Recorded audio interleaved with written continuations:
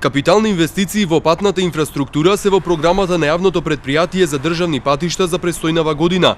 Долж западната магистрала во 2013 се извршија реконструкции на повеќе патни правци. Се осветлија клучки, се поставуваше сигнализација, се обновуваа мостови, се градеа патишта. Така ќе се продолжи годинава, велат надлежните, а како незначаен проект се најавува изградбата на автопатот Кичево-Охрид.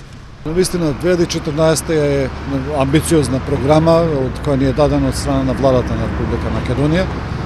Освен често најавуваните автопатни делници, тоа се автопатот од Кичево до Охрид и секако од Миладиновци до Штип преку Свети Николе.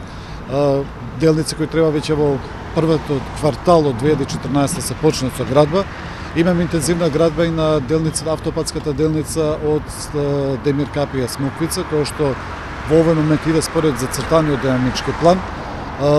Активностите на магистралните и на регионалните патни правци кои што се започнати оваа година, како што е Опај Белановци Станчиш, како што е Велеска Дрифаково, како што се Сончевград под Скопје, се продолжуваат и треба да се заземат посилно темпо и да се привршат. Од Стопанската комора на Северозападна Македонија велат дека подобрувањето на патната инфраструктура е клучно за развојот на економијата. Сем тоа што ќе придонесе за нови отворење на нови работни места, ќе придонесе и за послободна комуникација со нашите соседи и да направиме алтернатива за пристаништата кои до сега беа доста проблематични. А зборот ми е со солунските пристаништа, каде што за жал ни железницата, ни транспортот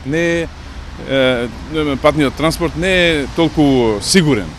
Оти знае некогаш одненадеж да паднат рампите и да се каже дека таа стока мора да стои толку и толку. Во текот на јануари треба да биде готово осветлувањето на влезот во Тетово од страната на Гостивар, а ќе бидат осветлени и влезовите во Штип, Битола и Прилеп. Од јавното претпријатие за државни патишта се надеваат дека со ваквата инвестициска програма ќе придонесат во развојот на економијата, но и во подобрувањето на безбедноста низ патиштата и во Западна Македонија.